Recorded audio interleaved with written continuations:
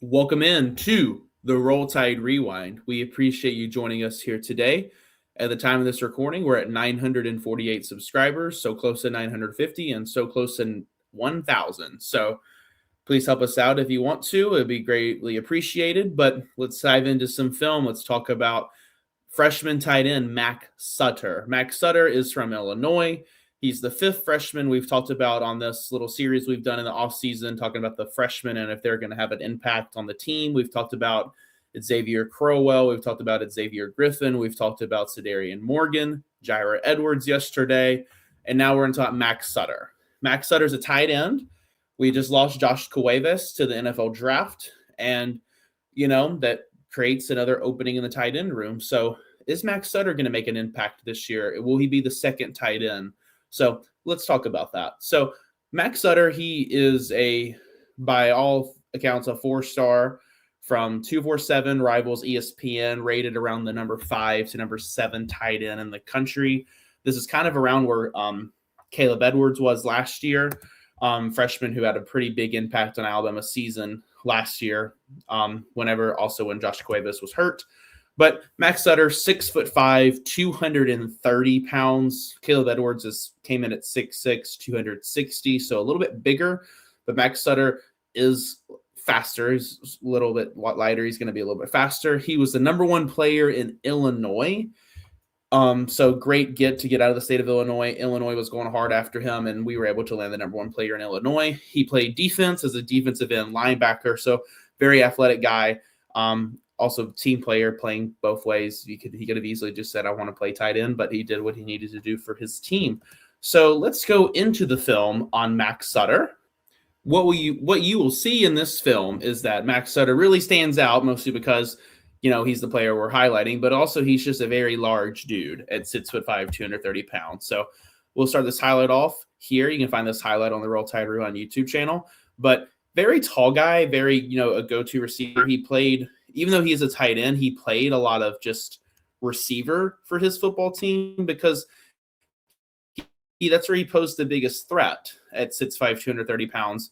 Runs a very wide route tree, which is a good thing. You want to have as many routes run as a high schooler as you can, not just kind of the same 3 or 4 routes that are run. And that also helps you a lot in the NFL draft too. It kind of like teams like Tennessee and then South Florida and now Auburn, the problem those receivers run into is, well, in college they produce very, very well.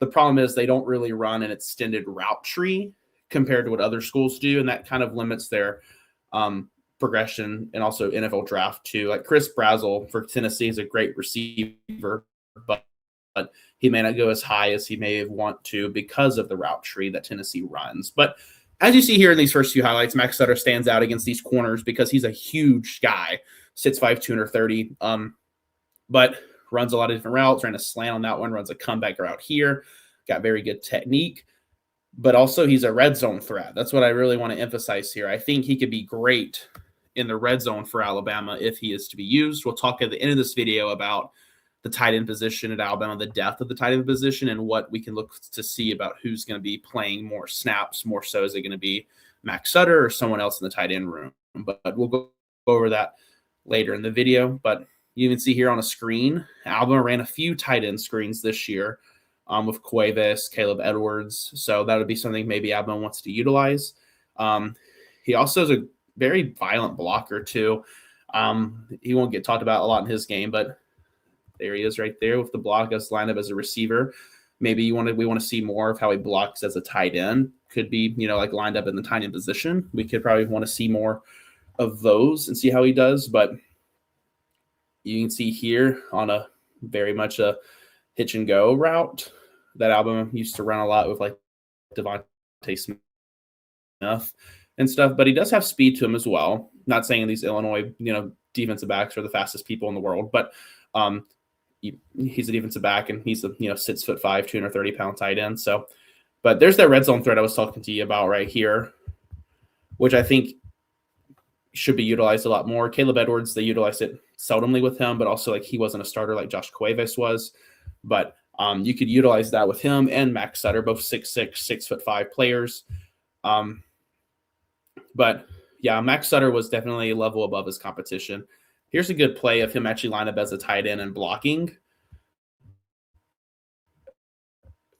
Gets that forearm into the defender and drives him right to the ground. So has the violent nature of blocking, which is good. You want to see that out of a tight end because part of your job as being a tight end is you're going to have to block. And maybe that will be a learning curve for Mack Sutter because, he's used to just doing plays like this at the top of the screen here, another red zone play.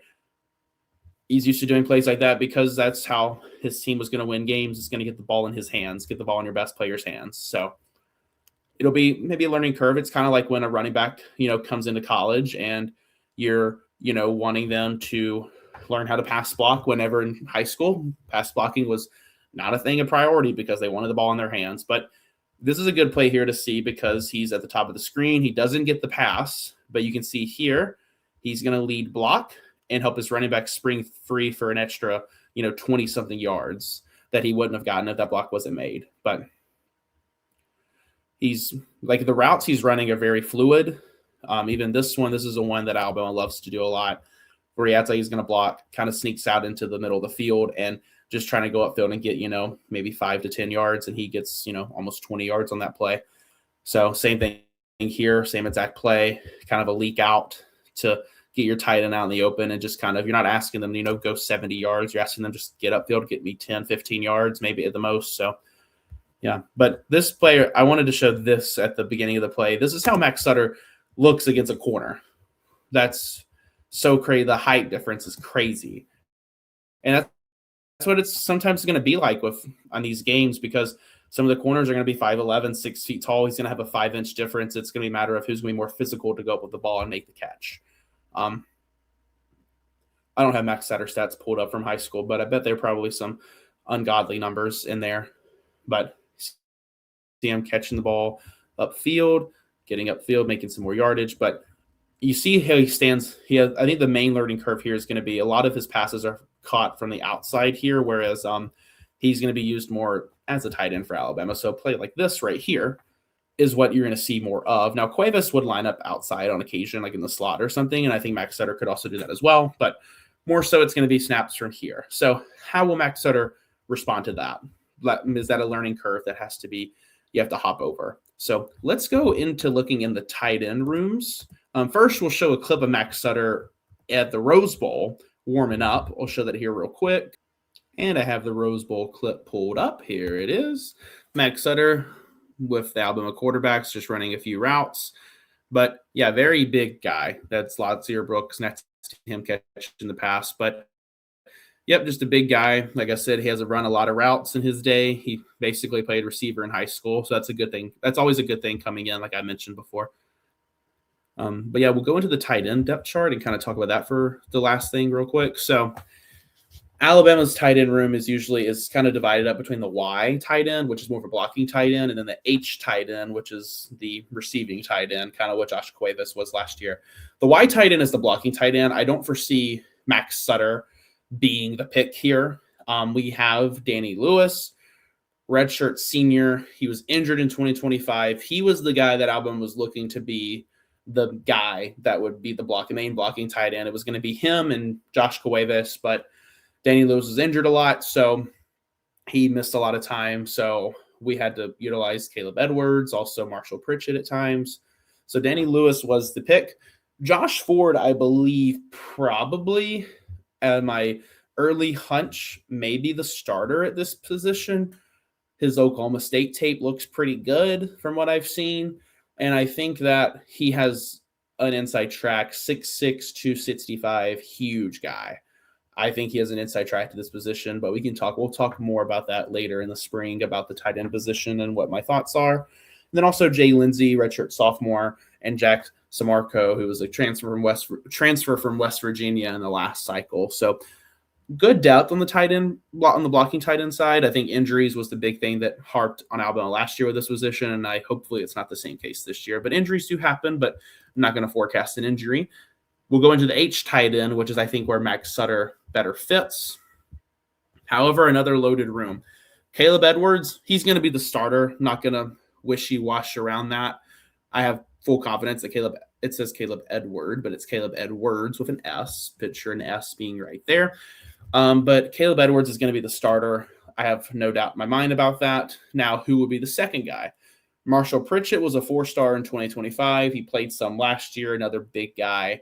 Same with Mack Sutter. Mack Sutter could make some noise as the second tight end here.